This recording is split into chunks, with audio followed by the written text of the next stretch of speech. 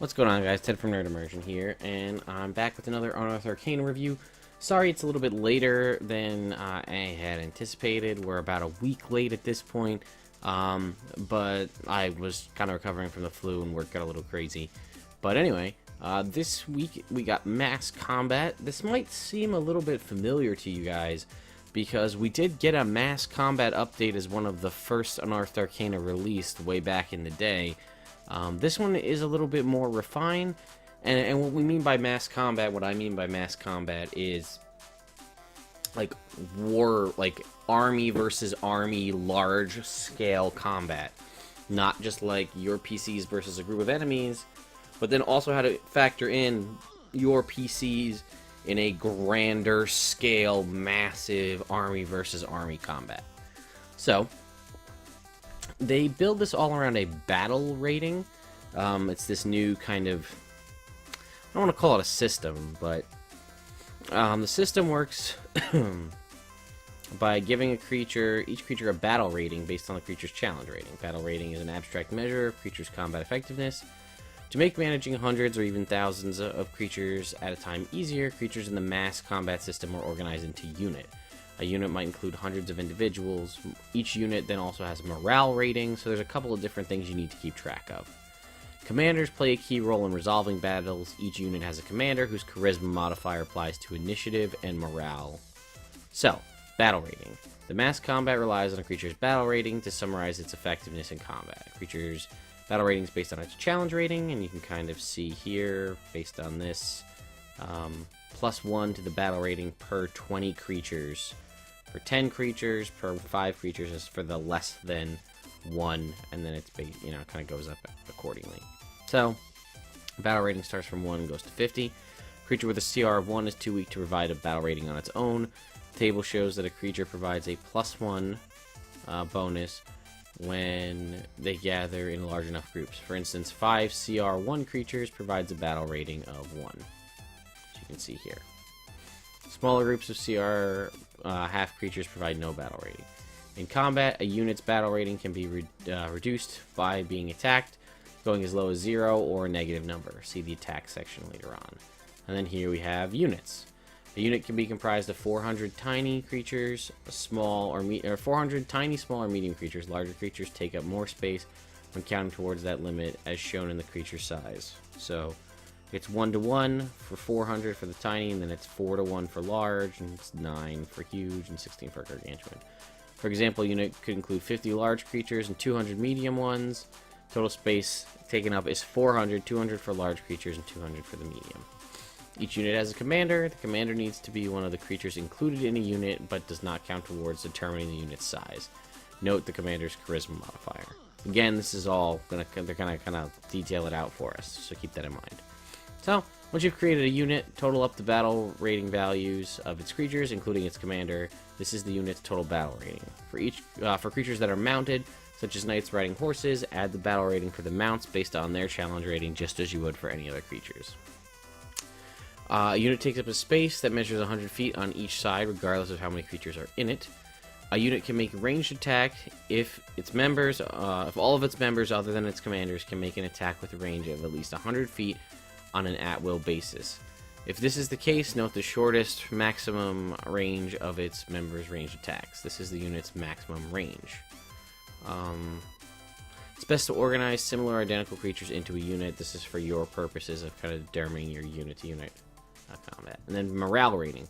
Morale is a rating. It goes from -10 to +10. The rules sometimes require a unit to make a check using its morale. Roll a d20, add the unit's morale rating, and compare that to the relevant DC, just as you would any other ability check. And then here are some kind of gauges for your morale rating. So openly rebellious is a -10, unbreakable morale is a +10, and kind of right in the middle is just a typical unit. As a rule of thumb, start unit's morale at 0 for each factor that increases or decreases the unit's morale. Increase or decrease it accordingly. Finally, you alter the morale based on the unit commander's charisma modifier. Add the commander's charisma modifier to the unit's morale to reflect the commander's ability to motivate and lead. Factors affecting morale. Poor treatment by the commander, animosity towards another unit, bad equipment, a huge overwhelming foe, things like that.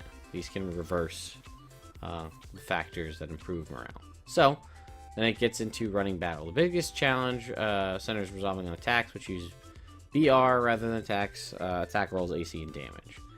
Time, because again, you're doing a massive army combat. The mass combat rules uses a time scale different than combat rules, with 1 round representing 1 minute of action. So that would be 10 of your normal combat rounds. This time scale accounts for the time and complexity needed to maneuver hundreds or even thousands of combatants. Initiative. You don't roll initiative for units. Instead, each unit has a fixed initiative. It's 10 plus the unit's morale rating plus the commander's charisma modifier. Units act in order. As a regular combat user, a unit can move and take 1 action on its turn.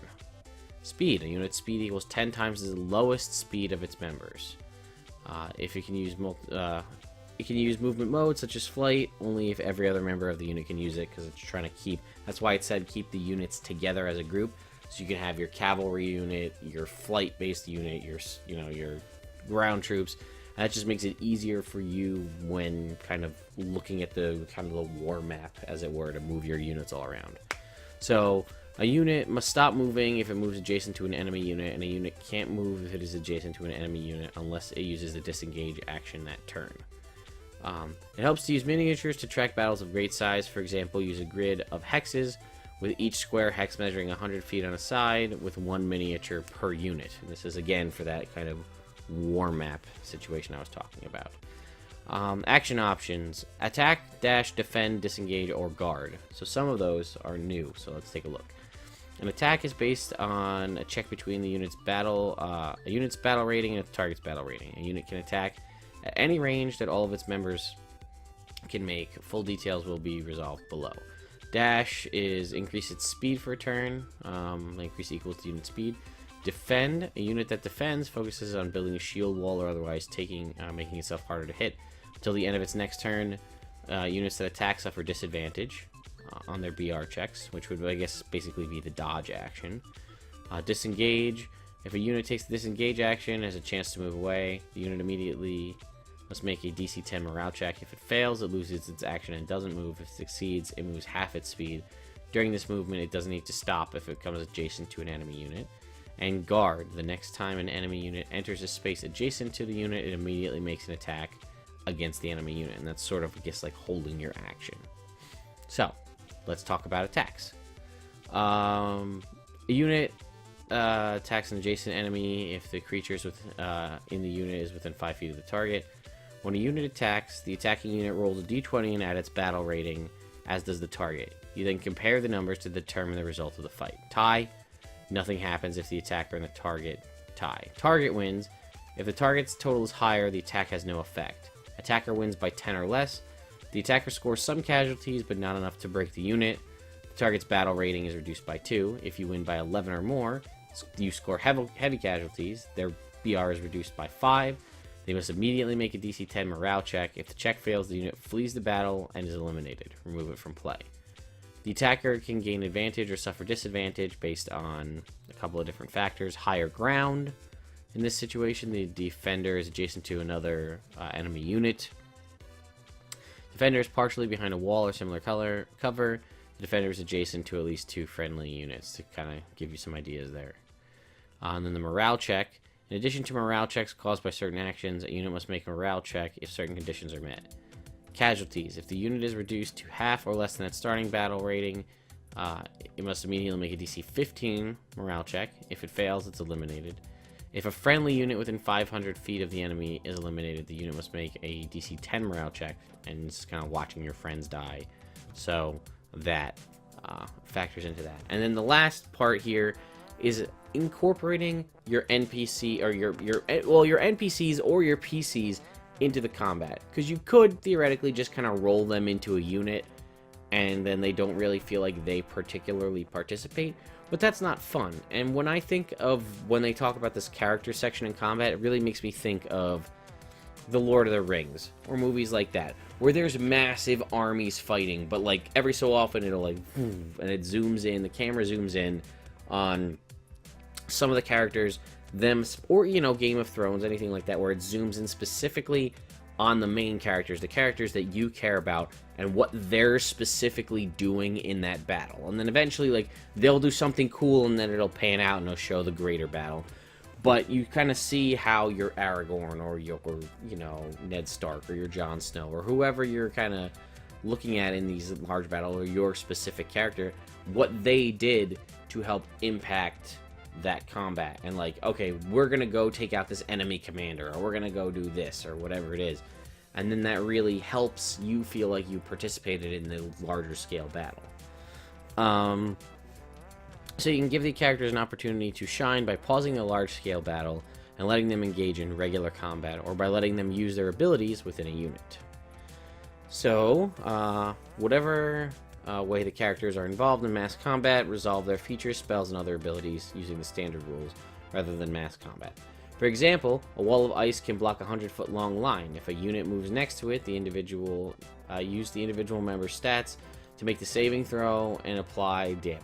If a member of units are killed, recalculate the unit's battle rating after removing the casualties. Adjudicating these effects require your judgment as a DM. Going back to the wall of ice, you might judge that 30 creatures from a unit attempt to smash it down. Those creatures suffer the wall's effects, but they don't have, but they also have a chance to damage it. Use the rules for handling mobs on page 250 of the DM's guide. Character scale combat. Sorry. You can think of the mass combat rules as looking at the battle from a high altitude, kind of like what I was talking about. You lose the detail, but can see manage the big picture. When character battle units, you can use the standard combat rules with guidelines for resolving mob attacks. You might decide that all or part of the unit stops to fight the PCs. Pause the mass battle, resolve the characters' fights like normal combat until you are satisfied that you have reached a conclusion, with either side being defeated or driven off, and then resume the mass combat. And then again, here's rules for characters in combat. If characters join a unit, don't include them in the unit size or BR calculation. Instead, when the unit attacks, allow the characters to make their own separate attacks, cast spells, and use magic items against the enemy unit using the guidelines given above. Although, allow them to pick out which members of the unit they want to target in a case the unit is composed of several types of creatures. Characters attacking in this manner can target only creatures included in the target unit's battle rating. But like I said, maybe this is a mixed unit and it has some aerial combatants and some ground troops, and they say they want to cast Fireball to target the aerial members of the unit. On the unit's turn, each character has one turn to make attacks, cast spells, or use magic item or something similar. Resolve the character's attack and determine how many targets they eliminate. Determine how the loss affects the battle rating, and then resolve the fight as normal. The spell or effect leaves a creature unable to move or take actions. Count that creature as eliminated for the rest of the battle. If the target's unit come under attack, resolve the fight as normal. The results don't apply to the characters. If their unit is eliminated, they remain on the battlefield and continue to act. And then it has a section here for critical events. In addition to allowing the characters to take part in fights between units, think of critical events that might take place during the battle to give the characters a chance to really shine. Prevent enemy scouts from sieging a bridge or taking another position, assassinating an enemy commander, hold attackers away from a gate while friendly soldiers repair it, sneak into an enemy stronghold to sabotage defenses, destroy an approaching siege engine, steal the enemy's battle plans. These critical events play out just like short adventures. You should map the area, determine the position, and prepare any NPCs as needed. When creating critical events, think about the consequences for success and failure. What happens if the PCs manage to destroy a bridge the enemy needs to cross the river? If the PCs don't raise the gates by dawn, what happens next?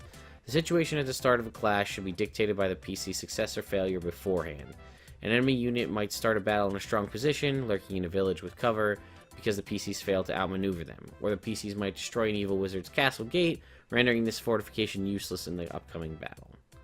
You can always calculate a character's battle rating, simply include it in a unit. The level of abstraction in the rules removes individual actions from player's control. This approach is best used for NPCs who are commanders or background players in the battle. Treat critical NPCs such as important villains and rivals in the same way you would manage PCs. Let the players seek them out, or let the clash between them undoubtedly a critical event in determining how the battle unfolds. So, that was a lot of talking, but I really like these. I think this is a little bit more refined than the rules we saw almost 2 years ago at this point. I like this. I really like the concept of including mass combat. I've never really had a good way of doing it. I kind of would just do it more on a theater of the mind description, but I like this because I feel like when that happens, the players don't feel like they're really involved. The players don't feel like there's any kind of random chance to the events. I mean, I guess you don't necessarily have to roll if it's very clearly one force is going to steamroll the other force, but that's not necessarily the case in the real world or in kind of an actual situation. Clever routing and stuff from a smaller force, they may take it, and that could be reflected in the die rolls. So, I know in one of my upcoming homebrew campaigns, I definitely want to incorporate mass combat. I want to have some large-scale war, or even a smaller-scale skirmish, where the players are involved, and we're going to use the mass combat rules and see how they happen. Let me know what you guys think. Do you like these mass combat rules? Do you like Unearthed Arcana that breaks away from character-related stuff and dives into different concepts like this? We saw earlier, you know, about a year and a half ago, we saw future-based content for kind of D20 modern sort of situations with new spells and kind of new ways to, you know, new weapons to have more futuristic combat. Do you like this kind of Unearthed Arcana, or are you just more of a fan of, like, I want new races, I want new classes, because I want to get these play tested, and then I want these to be published?